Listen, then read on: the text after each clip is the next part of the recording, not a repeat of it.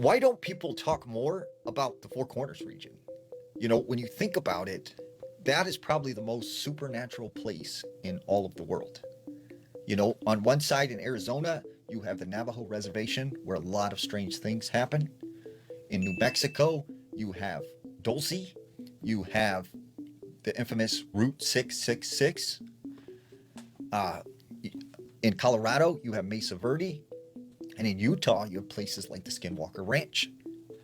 In this section of area, there are so many strange and creepy things that happen. Now, there was this trucker. He was driving on the infamous Route 666. Found himself headed north towards Farmington. He said as he's driving, he began to get this weird feeling.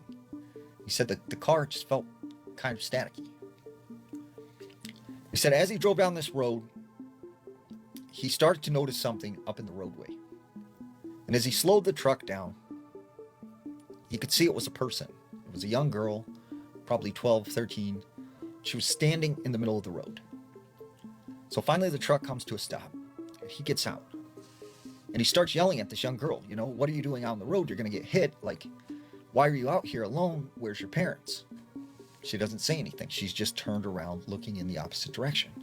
He said, like, where are your parents? Like, why aren't you listening? You're not supposed to be in the middle of the road. All of a sudden, she turns around. And when she fully gets to the direction he's looking, he can see she doesn't have a face. He said this girl just started walking backwards and walked all the way into the desert and then just disappeared. He ran, he jumped back in his truck, and he took off. And he sped all the way to Farmington.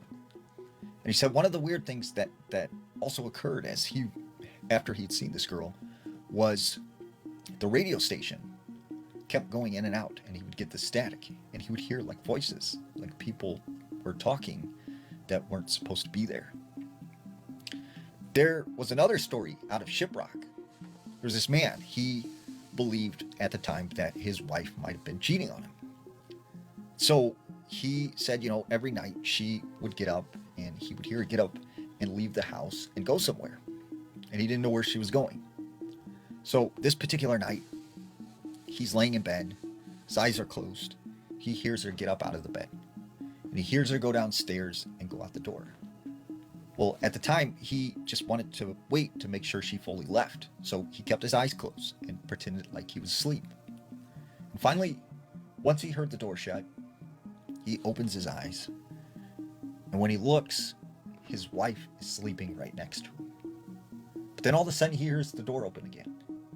He hears footsteps coming up the stairs. And he says he sees this creature come through the doorway and crawl into his wife's body. And he didn't say anything, he didn't scream. But the next day, he started to feel very sick. And over the next couple of weeks, he got very, very ill. And eventually, he passed away. And a lot of people attributed that to the fact that he witnessed his wife, right, this creature coming into her body.